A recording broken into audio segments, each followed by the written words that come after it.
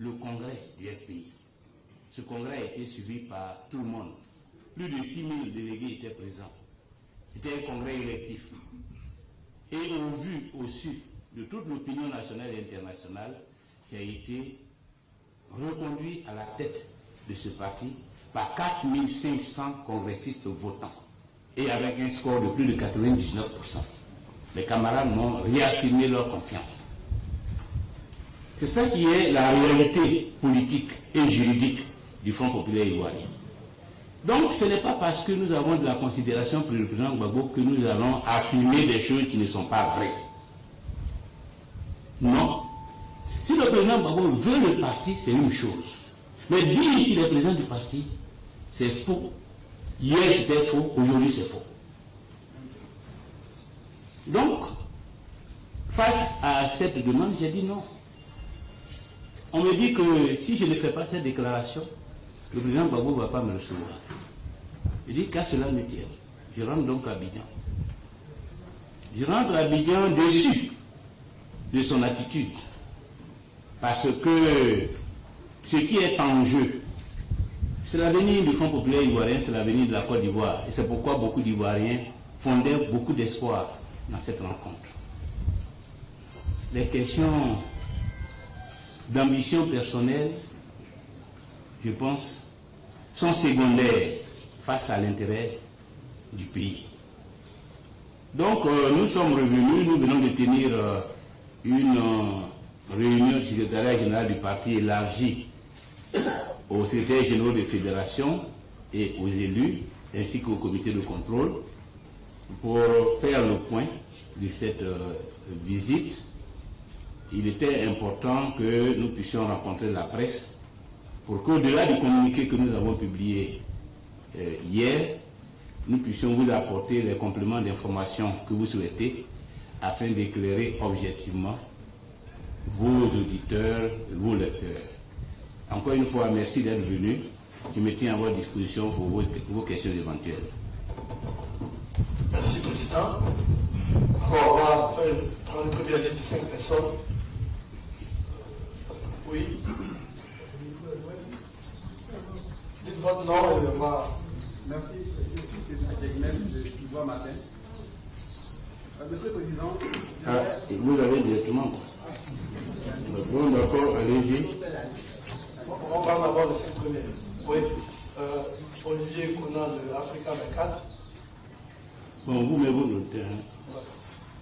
Joseph Titi, aujourd'hui, news.net. Plus personne. Bon, on va commencer avec les 3 premiers. Donc, oui, il y a qui? César. César.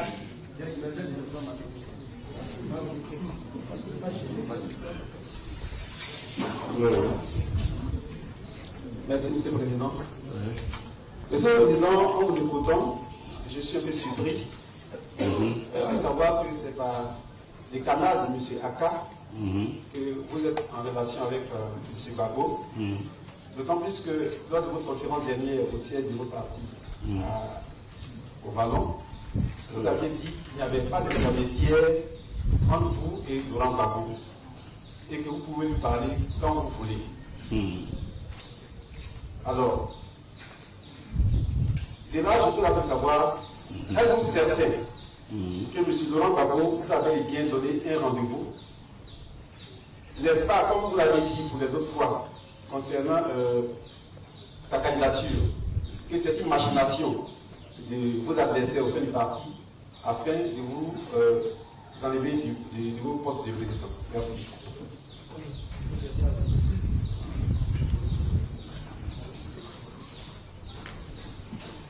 Merci. Olivier Conan, Africa 24. Monsieur le Président, avez-vous eu un contact, j'allais dire personnel, soit au téléphone, soit avec quelqu'un de confiance avec le président Laurent Gbagbo, ou alors vos relations sont toujours par personne interposée, et elles-vous donnent une posture de défiance vis-à-vis de Laurent Gbagbo à propos de la direction du Front populaire ivoirien? Merci.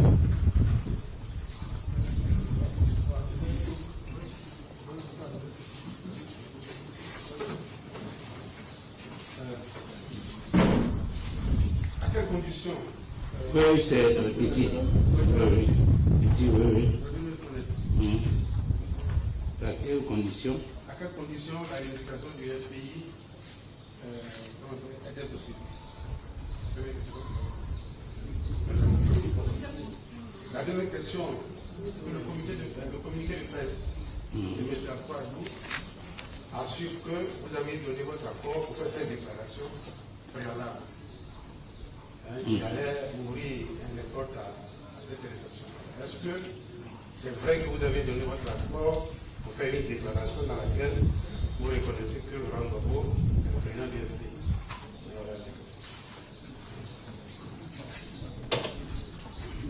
Monsieur Junior Gardien, la radio de la paix. Voilà, président, vous êtes parti, vous êtes revenu, comme vous l'avez dit, un peu la mort dans l'âme, parce que vous n'avez pas pu rencontrer le président Gbagbo. Et dans vos propos liminaires, vous l'avez indiqué, ce qui vous dit, c'est la réunification, c'est la paix au sein de votre parti. La situation en est ici, presque bloquée. Vous, en tant que président, qu'est-ce que vous comptez faire maintenant pour décanter cette situation? Président, c'est les 4 premiers intervenants.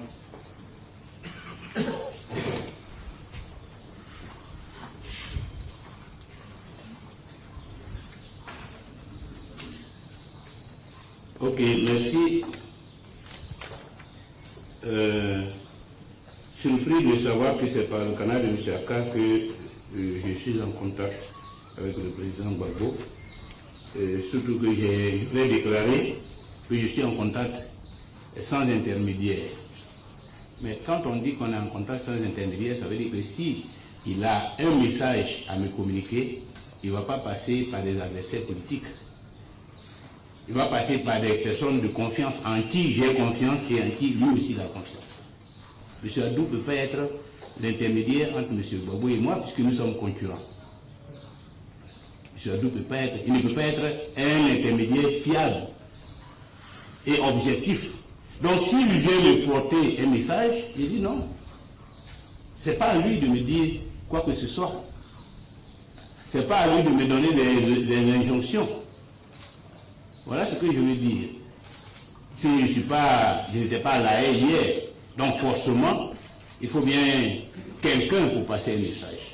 Mais il faut que ce soit quelqu'un, peut-être même quelqu'un de proche de moi, qui puisse me passer un message, parce que cette personne, j'ai entière confiance en elle, ou bien elle n'est pas engagée dans un combat politique, elle n'est pas une personne qui a choisi un camp. Et jusqu'à une date récente, M. Aka Emmanuel a montré qu'il n'avait pas de camp. Je voudrais même rappeler que le premier contact que j'ai établi avec le président Gbagbo directement, c'est le nom de M. Aka Emmanuel que je lui ai communiqué. Et cela au début de la crise en 2014. Quand la crise a commencé et que j'ai voulu en parler au président Gbagbo, il a demandé que je propose 2 personnes. J'ai proposé M. Aka Emmanuel et M. Tiako Félix. Tiako Thomas. M. Tiako Thomas, voilà les 2 personnes. Et en fin de compte, le président Gbagbo a choisi que ce soit Tiako Thomas qui vienne le rencontrer à mon nom. C'est ce qui s'est passé. Donc avec M. Aka Emmanuel, nous avons de vieilles relations. Je le connais parce que nous appartenons à la même communauté religieuse. Il a été président des laïcs méthodistes. Et donc c'est surtout en cette qualité que j'ai des rapports avec lui. Donc il n'est pas militant du FPI, il est un ami du président. Donc s'il me porte un message, et s'il me dit que ce message vient de M. Laurent Gbagbo, j'ai de bonnes raisons d'y accorder l'intérêt nécessaire, parce que compte tenu d'abord de sa posture religieuse, je sais que M. Aka Emmanuel ne peut pas me raconter n'importe quoi. Alors, est-ce que je suis certain que M. Laurent Gbagbo m'a donné rendez-vous? Je crois que j'ai répondu à travers la personnalité de M. Aka Emmanuel, avec qui j'ai discuté, et qui, à plusieurs reprises, m'a fait part des retours. Parce que Quand M. Aka Emmanuel est venu me voir pour la première fois ici, puisque moi j'étais ici tranquillement, j'avais exprimé le désir de voir le président Gbagbo il y a longtemps. Mais comme depuis 2018, je pouvais dire que j'avais mis entre parenthèses ce projet étant donné les différents échecs que ce projet avait rencontrés. Donc je suis ici tranquillement lorsqu'il est venu me voir pour dire, ah, j'ai été approché quelqu'un qui, pour l'unité du parti, pense que je peux jouer un rôle. Donc, je suis venu pour avoir confirmation de ton intérêt de rencontrer le président Gbagbo. Je lui ai dit oui. Si des personnes vous ont parlé de cette question et ont sollicité votre médiation, sachez qu'elle serait la bienvenue, parce que je nourris toujours l'intention de rencontrer le président Gbagbo. Lui-même, il a évoqué quelques frustrations parce que depuis plus d'1 an, nous n'avons plus de contact. Il a déploré cette situation. J'ai dit, bon, c'est l'occasion de reprendre. Parce que nous n'avons plus de contact, parce qu'il n'y avait plus de sujet. Et comme j'étais engagé dans la préparation de mon congrès, donc je n'ai pas eu vraiment le temps pour qu'on continue d'entretenir des relations. Et c'est comme ça qu'il m'a dit, bon, mais le président Gbagbo souhaite, quel message vous avez pour lui? Je lui ai indiqué. Et il a noté. Je lui ai dit, il dit, moi, comme je n'aime pas trahir la pensée des uns et des autres, je préfère noter. Dites-moi ce que tu voudrais que je lui dise. Et lui ai dicté que le texte est là. Que je vais voir le président Gbagbo, d'abord pour manifester ma compassion et ma solidarité, après toutes les épreuves qu'il a endurées. Deuxièmement, pour lui faire le point de la marche du Front populaire ivoirien et notamment des difficultés que le parti rencontre à travers la fronde. Et puis recueillir ses recommandations, ses suggestions, ses instructions pour que le pays retrouve l'unité. Voilà l'objet. Il est dit, bon, ok, je vais faire le message au président Gbagbo et il te revient. Donc, le lendemain, il est revenu, il est toujours ici, pour me dire, j'ai fait le message, mais le président Gbagbo estime que ce n'est pas suffisant. Et que voilà donc ce qu'il m'a dicté. Le président Gbagbo est le président fondateur du parti. Il a assumé cette direction jusqu'à son accession au pouvoir. Aujourd'hui, le président Gbagbo est le président du FPI. Je suis venu lui remettre le parti et me mettre à sa disposition. Je lance un appel à tous les militants, etc. Je ne l'ai même pas laissé terminer. Je l'ai arrêté net. Pour lui dire que le président Gbagbo n'est pas le président du FPI. Avec tout le respect que je lui dois, il n'est pas le président du FPI. Donc si c'est ça là, c'est même pas la peine de continuer. Et je l'ai dit, ni aujourd'hui, ni demain, je ne reconnaîtrai ça. Et je le répète ici. Parce que ce n'est pas une question de complaisance. C'est une question de responsabilité. Et nous ne sommes pas en train de nous amuser. Nous parlons de la vie de la Côte d'Ivoire. Parce que le Front populaire ivoirien est un grand parti sur lequel les Ivoiriens comptent. Je peux, de ma propre initiative, décider de me retirer de la direction du parti au profit d'un autre cadre du Front populaire, du Front populaire ivoirien, y compris le président Gbagbo. Mais on ne peut pas me dire que Gbagbo est président du FPI. Et puis je l'ai accepté. On ne peut pas me dire ça. Où il a été élu? À la haie. On me dit affaire de Mama, affaire, congrès de Mama, congrès de Moussou. Mais un congrès s'inscrit dans le cadre des organes d'un parti politique et est régi par des dispositions des textes de ce parti. Au sein du Front populaire ivoirien, quelle que soit l'initiative, le congrès est organisé par le président du parti. Un congrès ordinaire décidé par le secrétariat général du comité central, un congrès extraordinaire demandé par le comité de contrôle ou par un pourcentage des militants, dans tous les cas, l'organisation du congrès passe par le canal du président du parti. Et c'est lui qui met en place les organes du congrès pour débattre des questions qui sont inscrites à l'ordre du jour. Si c'est un congrès ordinaire pour renouveler le poste de président, il fait son bilan moral et financier. Et il sollicite le quitus du congrès. Il peut l'avoir ou ne pas l'avoir. Et s'il veut être candidat, il est candidat. Le congrès vote. S'il n'est pas réélu, le nouveau président prend la relève. Et on organise la passation des charges. Depuis quand ils m'ont vu à Mama organiser un congrès? Et sur quoi ils peuvent s'appuyer?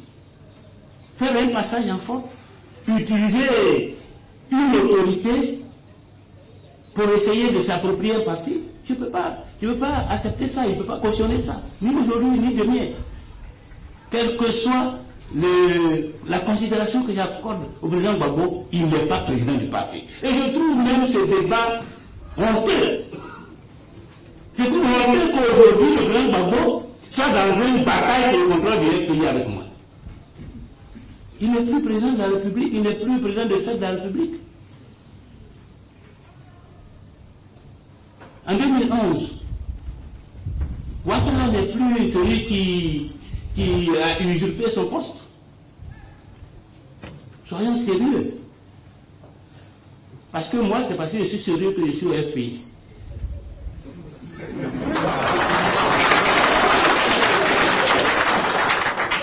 Donc voilà, donc je lui ai dit ça ici. Et je le répète ici. Et ici, je lui ai dit, ni aujourd'hui, ni demain, vous ne pouvez me faire avaler cela. Le président Gbagbo n'est pas président du parti. Et le président Gbagbo a tort de croire qu'il est président du parti. Et de vouloir que quelqu'un que la fille ait déclaré qu'il est le président du parti. Non. Et ça n'a rien à voir avec les sentiments que j'ai pour lui. Mais c'est la vérité. Et il faut que nous disions la vérité. Et je sais que lui aussi, il est attaché à la vérité. Il ne faut pas qu'il s'engage dans des actions de mensonges. Donc, pour que je quitte, que je parte d'ici, c'est parce que ce débat-là, on l'avait laissé tomber. Il a dit, bon, donc il faut qu'on annonce ton voyage à La Haye. J'avais même dit que moi, je préfère même que le voyage reste discret jusqu'à la sortie de l'audience avec le président. Parce que il y a beaucoup de personnes qui n'ont pas intérêt à ce que cette rencontre ait lieu. Au sein du FPI, comme en dehors de l'FPI. Donc, le minimum de bruit que nous ferons sur cette question serait le mieux. Il dit non, tu peux annoncer. Et après, il m'a même appelé pour dire, tu peux, quand tu vas quitter Abidjan, annoncer que tu vas rencontrer le président Gbagbo. C'est pourquoi l'information a été rendue publique. Et c'est même pour ça que j'ai appelé quelques membres de la direction pour qu'on fasse cette photo à l'aéroport d'Abidjan.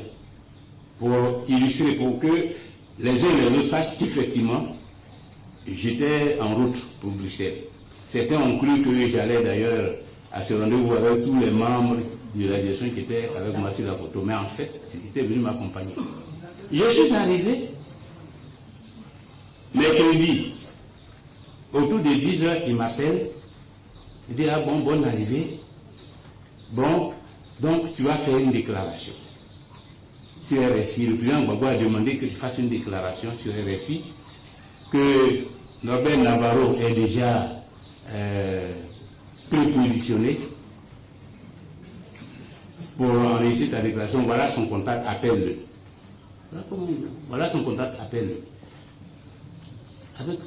Avec suffisance, comme un prisonnier de guerre.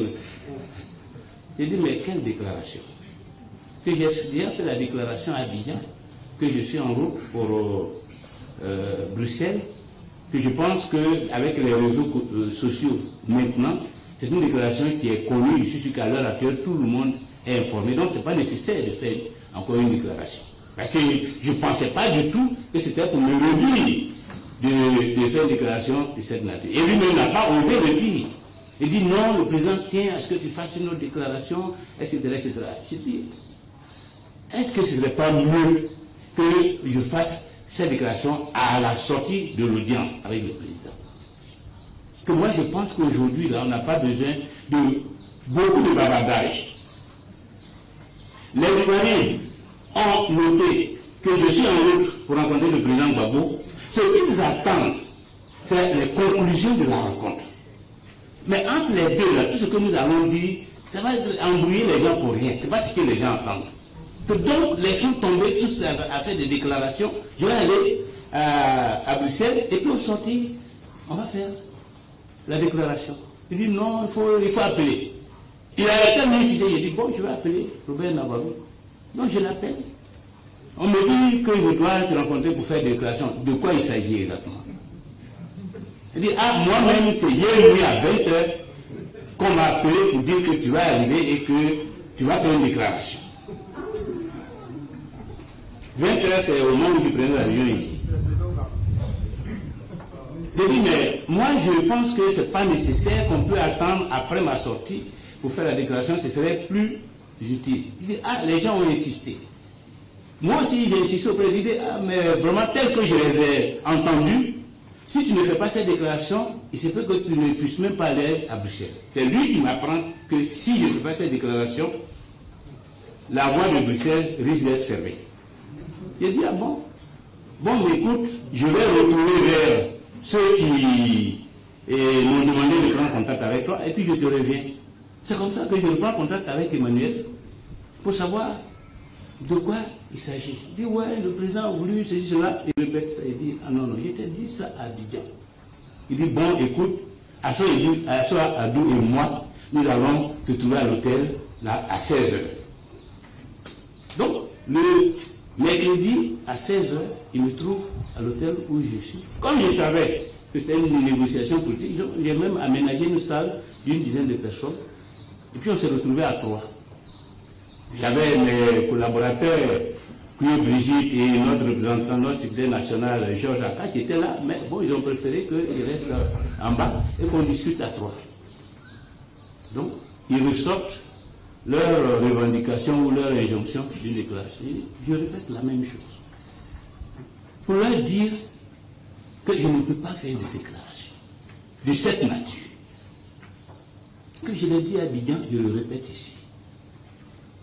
D'abord, parce que le président Gbagbo n'est pas président du FPI. Et je ne peux pas dire une chose qui n'existe pas.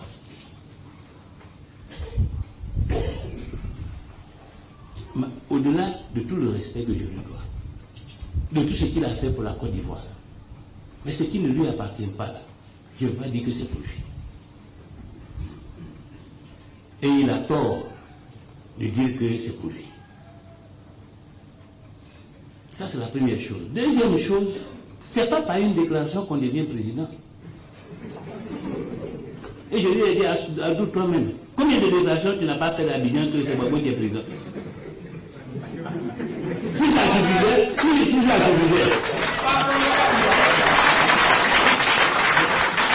suffisait, tu serais capable de me demander à quoi de faire déclaration. Non, ce n'est pas une déclaration. Et puis moi, je suis venu ici, là, je ne suis pas venu pour faire une déclaration de cette nature. Parce que les camarades qui sont là-bas, eux, ils ne m'ont pas mandaté pour venir faire une déclaration. Et on m'appelle président là, c'est pas parce que je ne suis pas mis avec le titre. C'est la volonté d'un certain nombre de personnes.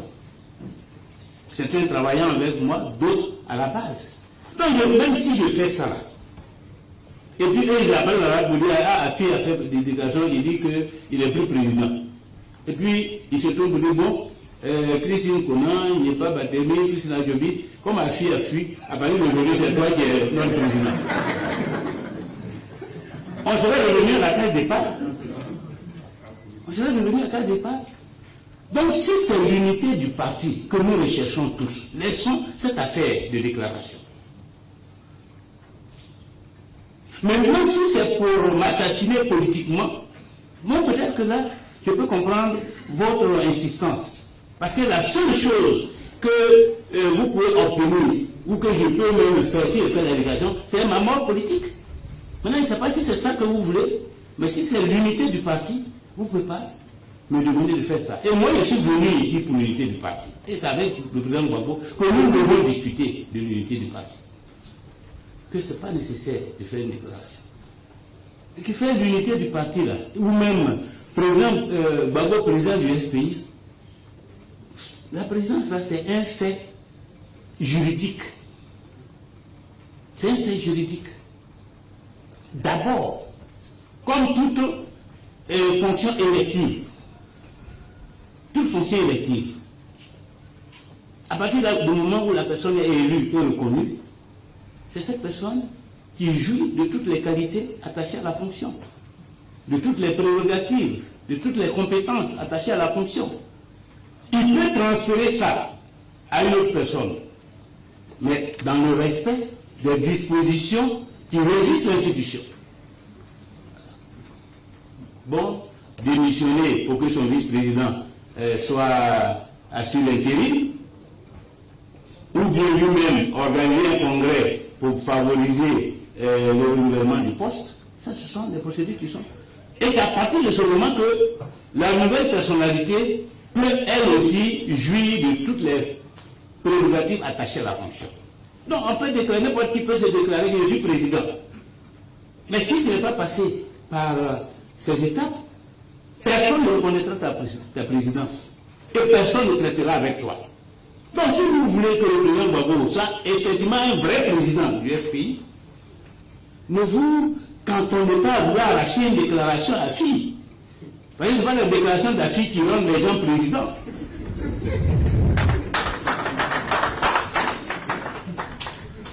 Donc, on a discuté, on ne s'est pas entendu et on s'est quitté ce mercredi. Toute la journée du jeudi, bon, évidemment, des gens, par divers moyens, sont informés un peu de ces tractations. Il y en a qui ont tenté d'interférer pour voir si on peut sauver cette rencontre. Le dernier texte, il faut que je le dise, c'est le dernier texte pour sauver cette rencontre, mais je crois qu'ils sont restés inflexibles sur la position. Ils sont restés inflexibles et le monsieur Aka Emmanuel m'a signifié cette inflexibilité à travers un message que je vais vous lire pour que quand même chacun soit situé et pour mieux comprendre pourquoi. Le dernier. Donc le dernier message que l'ambassadeur Aka Emmanuel m'a envoyé, c'est celui-ci. Cher frère Rafi, compte rendu dernier entretien avec le chef. Le chef, c'est le président Gbagbo. Pour lui, le titre de président statutaire ou légitime n'est pas le plus important. Il veut que tu le reconnaisses dans l'interview avec Navarro comme le président du FPI, écrit en gras, en majuscule. Ce préalable respecté, tu auras toute l'attitude pour aborder avec lui, lors de votre rencontre, tous les problèmes de fond que tu voudras soulever. Si cette condition n'est pas remplie, votre rencontre n'est d'aucun intérêt pour lui et ne sera donc pas nécessaire. Voilà, le dernier message. Quand j'ai reçu ça, j'ai commencé à ranger ma valise.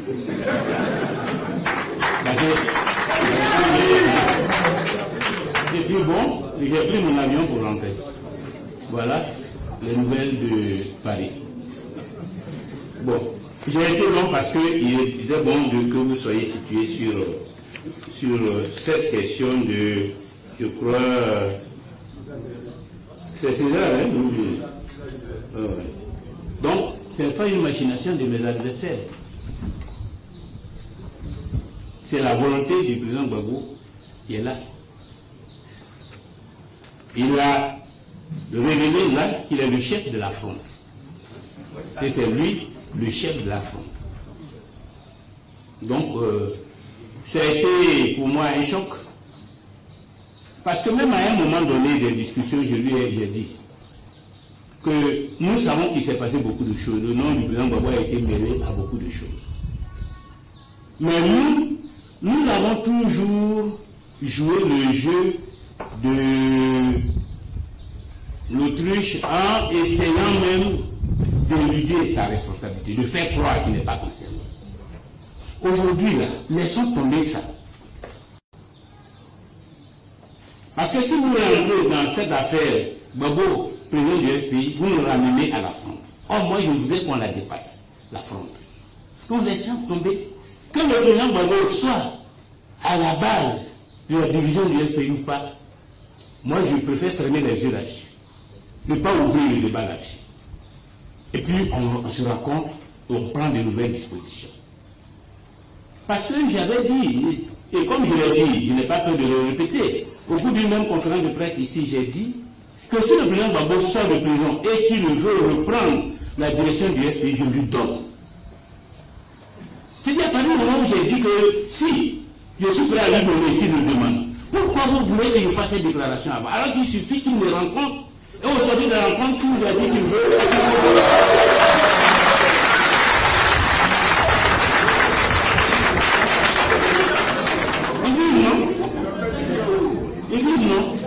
Il faut déclarer avant.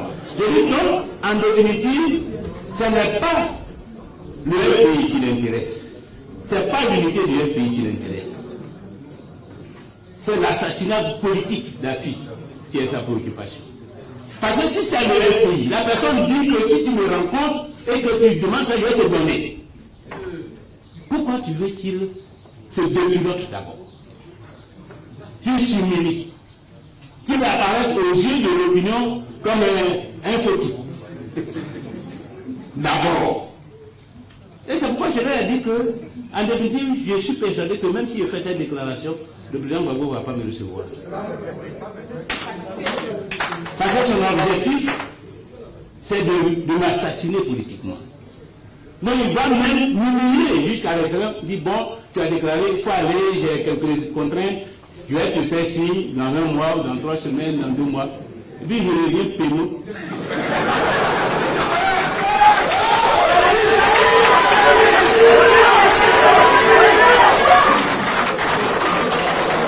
Il arrive ici, je suis la risée de tout le monde. Les membres de la direction, quand ils me voient tout le jour. Et puis moi, ça soit dans les cafés pour le faux type là. Appuie vraiment nos additions. C'est en fait ça le piège qui m'était. Non, un traquenard qui avait été concocté à Paris. Grâce à Dieu, on y a échappé. Donc, maintenant, à quelles conditions la réunification du FPI est-elle possible? Mais elle est possible si le président Gbagbo fait preuve de sagesse et sort de la fronde. Il faut qu'il sorte de la fronde. Ça ne lui ressemble pas. Cette division qu'il a introduite dans le parti, là, ça ne lui ressemble pas. Cette posture qu'il a prise là, ça ne lui ressemble pas, parce que ça liquide tout le crédit que les uns et les autres lui ont accordé. On le fait passer pour le père de la démocratie. Comment le père de la démocratie peut vouloir être président à la suite d'une déclaration d'un individu? Sans passer par un congrès, organe statutaire du parti. Donc il faut qu'il sorte de là. Parce que le FPI, tous les militants du FPI ont besoin de lui. Les Ivoiriens ont besoin de sa contribution à la paix et à la réconciliation. Ils ont besoin de sa contribution à l'alternance parce qu'ils souffrent beaucoup. Et aujourd'hui, ils fondent beaucoup d'espoir sur l'unité du FPI pour être la locomotive du changement en Côte d'Ivoire. Il ne faut pas qu'ils prennent en otage une partie du parti, qu'ils prennent en otage des cadres du parti et qu'ils essaient de les instrumentaliser contre le FPI et contre la Côte d'Ivoire. Je souhaite qu'ils sortent de cette logique et qu'il joue le jeu que tous les Ivoiriens attendent de lui, la partition que tous les Ivoiriens attendent de lui. S'il décide de le faire et de sortir de cette logique d'allégeance, de combat personnel, pour s'engager dans la logique de la renaissance de la Côte d'Ivoire, dans la logique qui a été au fondement de son engagement politique, je pense que le FPI va retrouver l'unité. Donc voilà la condition. Le sort du FPI est entre ses mains et il lui appartient de dire, afin que l'histoire retienne, ce qu'il voudrait que ce parti-là devienne en Côte d'Ivoire.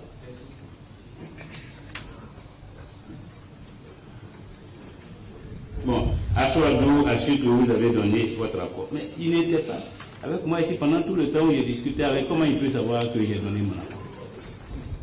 Mais évidemment, comme ce sont les instruments de la machination, bon, il ne peut que dire ça. Alors, qu'est-ce que je compte faire pour décanter cette situation? Mais il faut communiquer. Parce que la situation actuelle, elle relève d'abord de la responsabilité des militants du FPI, plus que de la responsabilité de Gbagbo ou d'Afi. Si il y a division, c'est parce que les gens sont de part et d'autre. Il y a des frondeurs d'un côté et des loyalistes de l'autre. Or, il faut que nous choisissions un camp. Quel est le camp que nous devons choisir? Est-ce que nous devons choisir le camp du repli sur soi, de l'exclusion des autres? J'ai vu le communiqué d'Assoadou. Du déni de la réalité quand il parle de l'État. On veut que le parti, que l'État n'interfère pas dans le parti. C'est pour ça qu'il mène ce combat. Mais l'État, comment un parti peut-il vivre dans un pays sans relation avec l'État, sans relation avec les autres institutions? Dans quel pays un parti fonctionne de cette façon? Même la reconnaissance du parti, c'est l'État qui donne. Puisque vous déposez un dossier, on vous donne un récépissé. Vous ne pouvez pas dire que j'ai créé un parti, vous commencez à vous promener à travers le pays sans avoir un récépissé.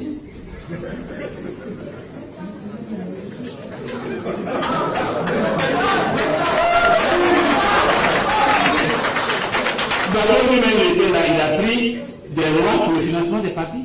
Ce n'est pas une mission de l'État dans le fonctionnement du parti. Pour le financement des partis. Il donne l'argent à l'État. Lui-même, il a été le premier à inaugurer ça en Côte d'Ivoire.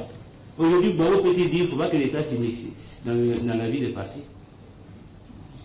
S'il y a un contentieux dans le parti, vous êtes obligé de passer par des structures de l'État pour régler. Vous allez au tribunal, même si c'est un contentieux commercial. Il ne faut pas dire non, nous on s'en fout de l'État, on va régler ça entre nous et l'opérateur économique. Donc, mais tout ça illustre l'incompétence qui est en face. Parce que pour moi, c'est une question d'incompétence. Or, le pays ne peut pas incarner l'avenir s'il est gouverné par l'incompétence. Mais l'incompétence, c'est une question aussi de temps et une question de génération. Aujourd'hui, par exemple, des gens ont été brillants hier, peut-être même certains ont été premiers ministres, mais face aux réseaux sociaux, ils sont incompétents. Parce qu'ils ne savent même pas comment faire fonctionner un iPhone. Ils sont dépassés. Je crois que nous sommes dans cette logique.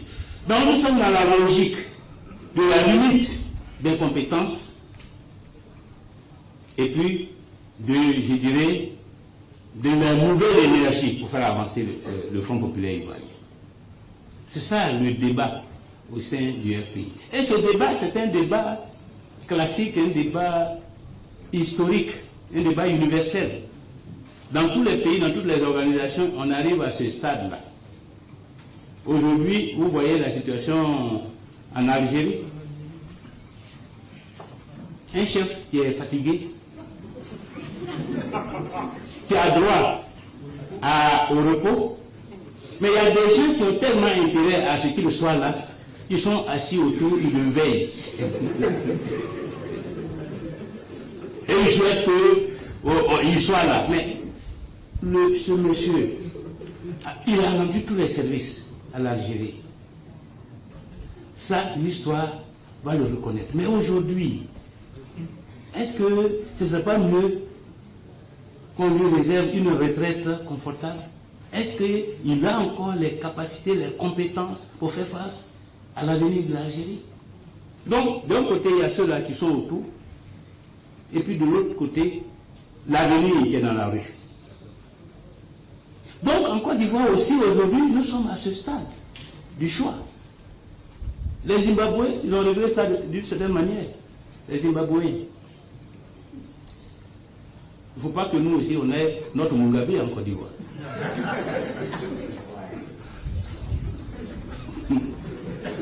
Je suis à la révolution pour la Chine.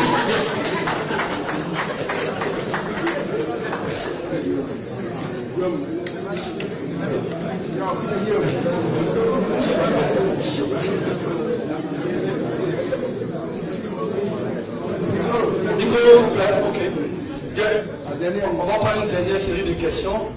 Vous présentez votre gamme.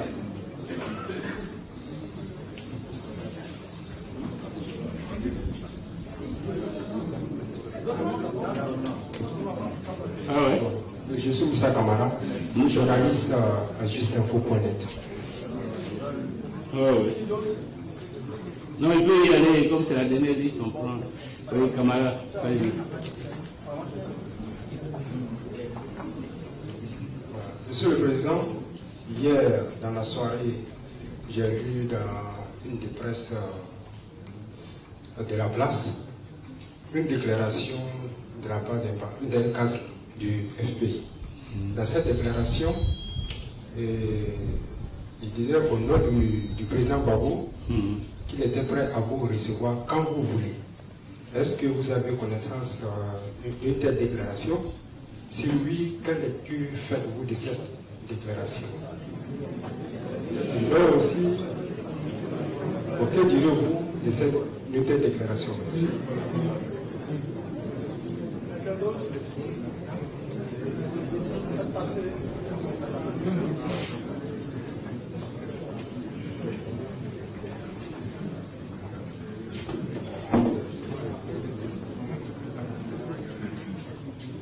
Bonsoir, Monsieur le Président. Oui. J'ai eu Serge Boguier de la radio La Voix de la Diaspora. Ceux de la diaspora de France et des États-Unis ont demandé également est-ce que vous avez une petite idée de vous présenter si Gbagbo n'arrivait pas également à vous céder la place? Est-ce que vous avez une idée de votre potentiel au cas où Gbagbo ne vous cédait pas la place?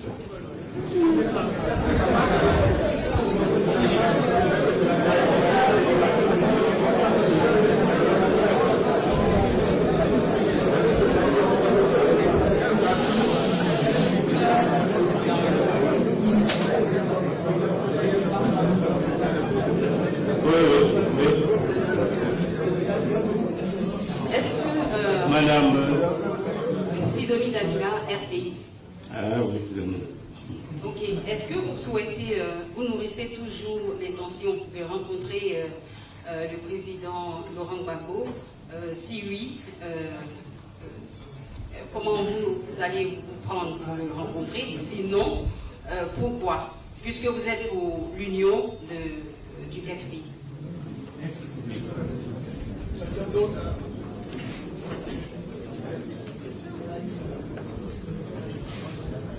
S'il vous plaît, je voudrais demander votre indulgence. Le journaliste pose la question, le président, vous savez très bien qu'il peut répondre à toutes les questions. Donc, soyez indulgents. Merci, Monsieur le Président. Bien, merci. Je crois, monsieur Kamara, je crois que vous faites référence à la déclaration d'Assoadou. C'est lui qui disait que le président Gbagbo était prêt à me recevoir quand je veux. C'est bien ça. Non, mais aujourd'hui, la question de la rencontre avec le président Laurent Gbagbo a pris une autre dimension. Ce n'est plus dans les mêmes termes qu'avant ce voyage de Paris. Et donc, pour enchaîner avec la question de Sidonie, je suis toujours ouvert à le rencontrer. Et je souhaite que nous nous rencontrions. Parce que ça ferait du bien au FPI, à la Côte d'Ivoire. Mais c'est une rencontre qui va s'organiser dans un autre contexte. Et par d'autres personnes que celles avec lesquelles j'ai cheminé jusque-là sur la question. De manière à garantir la réussite de cette rencontre. Donc ce sont des rencontres qui vont se dérouler dans un autre environnement, dans un nouveau contexte, dans un autre rapport de force. Voilà. Je crois qu'à partir du moment où le président Gbagbo n'est plus arbitre dans la crise interne, il est acteur. Ce sont deux acteurs qui doivent trouver la solution à la crise. Et comme vous le savez bien, quand deux acteurs doivent trouver une solution à une situation, mais c'est un médiateur. Ce n'est pas Assoadou qui va venir me parler d'une rencontre avec le président Gbagbo, mais quelqu'un qui a suffisamment de crédibilité pour que je sois assuré qu'il me fera une médiation impartiale, pour qu'on discute et qu'on trouve une solution à ce problème-là. Moi, je suis disposé à trouver une solution. Je suis disposé à faire tous les sacrifices nécessaires pour que le pays retrouve l'unité. Dans le respect de la dignité. De la dignité. Or, pour le moment, c'est pas ce que je sens en face. Une forme de mépris. Mais je ne mérite pas ce mépris. Je ne mérite pas ce que le président Gbagbo m'a fait le mercredi dernier. Après tout ce que j'ai fait pour lui, après tout ce qu'il a fait pour moi, il ne devrait pas faire en sorte que ce qui s'est passé se passe, advienne. Ce n'est pas digne. Ce n'est pas digne de lui, ce n'est pas digne de nos relations. Ce n'est pas digne des sacrifices que moi aussi j'ai fait pour lui. Le FPI là, alors certains disent Gbagbo est fondateur comme s'il a tous les droits. Et qu'au nom de son titre de fondateur du parti, il peut piétiner qui il veut. Je ne sais pas pourquoi cette arrogance. Parce que on ne fonde pas un parti et un parti ne gagne pas le pouvoir du fait de la volonté du seul fondateur. Il y a plein de partis qui ont été fondés en 90. Pourquoi le FPI a émergé parmi tous ces partis? Parce qu'il y avait des hommes et des femmes qui sont mobilisés.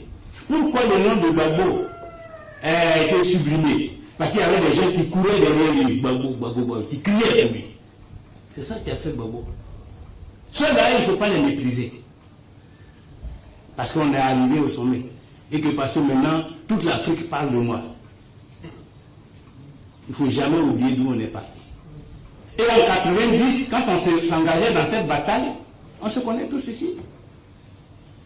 Moi, là, je ne suis pas rentré au FPI, il ne m'a pas ramassé dans les ordures.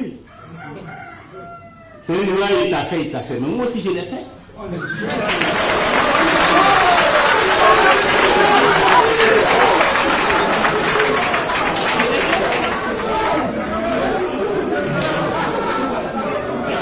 D'abord, on n'a pas recruté un pays. On s'est rencontrés en 88. Depuis 86, j'étais au FPI. Lui, il était en exil. Il ne peut pas dire qu'il est parti me chercher quelque part. Il m'a trouvé dans le parti. Parce que c'est d'abord le parti qui m'a amené. Et aussi son combat. Donc, à partir de... Et bien fait des sacrifices. À partir de ce moment, il faut un minimum de respect, un minimum de considération. J'ai été ministre, Premier ministre de la République, compagnon de lutte, ton directeur de campagne en 2000, ton porte-parole en 2010. Que je me déplace jusqu'à Paris. Et dans quelles conditions? Et puis tu vas me dire, si tu ne fais pas une déclaration pour me reconnaître comme président du FPI, je ne te reçois pas. Et puis je retourne. Est-ce que lui-même là, est-ce qu'il a dormi ce jour-là? pas normal.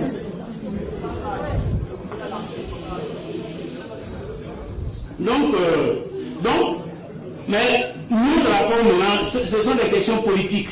Et dans les questions politiques, il faut dépasser les questions de sentiments. Quel que soit ce que je peux considérer comme une frustration ou vécu à Paris, ce n'est pas ça qui est important.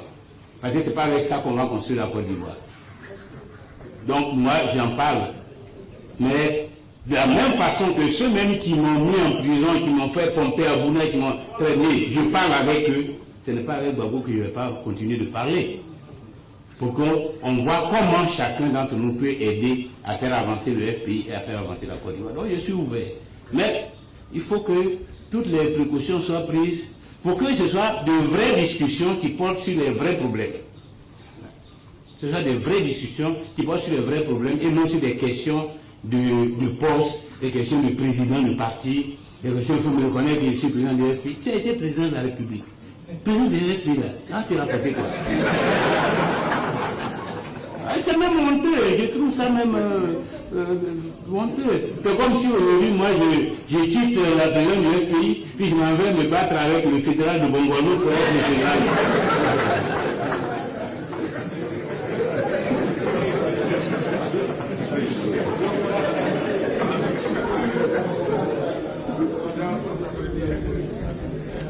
Alors, je dirais, une idée de vous présenter au cas où Gbagbo ne vous cédait pas la place. Bon, je n'ai pas bien compris, le conseil ne cédait pas la place. Je ne sais pas s'il veut dire si le président Gbagbo était candidat. Si le président Gbagbo, si nous avons fait l'unité, que le président Gbagbo est libre de toute considération, il est rentré au pays, il a repris sa place dans la vie politique du pays. Mais logiquement, ça c'est mon opinion personnelle, logiquement, il devrait être notre candidat. Ça c'est mon opinion personnelle, puisque c'est le congrès du parti qui allait décider. Mais comme je le dis, si il n'est plus en procès avec la CPI, avec les autorités ivoiriennes, nous avons réglé tous les problèmes pour qu'il puisse rentrer dans son pays et jouir de tous ses droits, et que les élections arrivent, c'est tout à fait logique. Et c'est pourquoi je ne comprends pas le sens même de cette bataille qu'il mène contre moi. Dans la mesure où si tu règles ces problèmes que tu viens, je vais venir te discuter. Pourquoi tu mènes cette bataille contre moi? Mais quand même, il faut que nous-mêmes, en même temps, on s'aménage un plan B. Dans le cas où tu ne serais pas là, il faut au moins que quelqu'un soit debout pour représenter le parti aux échéances prochaines. Toi, tu veux détruire cette perspective. Pour que les militants du FPI n'aient aucun autre choix. Ou bien c'est toi ou c'est le chaos. Parce que c'est la seule façon qu'on peut expliquer son attitude. Parce qu'il ne veut pas qu'il y ait une alternative. Il n'y a pas d'alternative. Que ce soit lui ou rien. Et d'ailleurs, ses partisans lui disent Gbagbo ou rien. Et c'est son slogan. Nous, on ne peut pas accepter ça. On ne peut pas accepter Gbagbo ou rien. On accepte Gbagbo, mais on va accepter une solution alternative à Gbagbo. Dans le cas où cette solution initiale ne peut pas prospérer. Voilà où nous en sommes. Et c'est ça que les Ivoiriens aussi veulent. Et c'est ça qui est conforme à la nature des choses. Si on fait de la sorcellerie, le reste de la sorcellerie. Donc, si le président Gbagbo n'est pas candidat, parce qu'il ne peut pas être candidat, les militants, les cadres vont choisir un candidat, et je suis candidat à la candidature.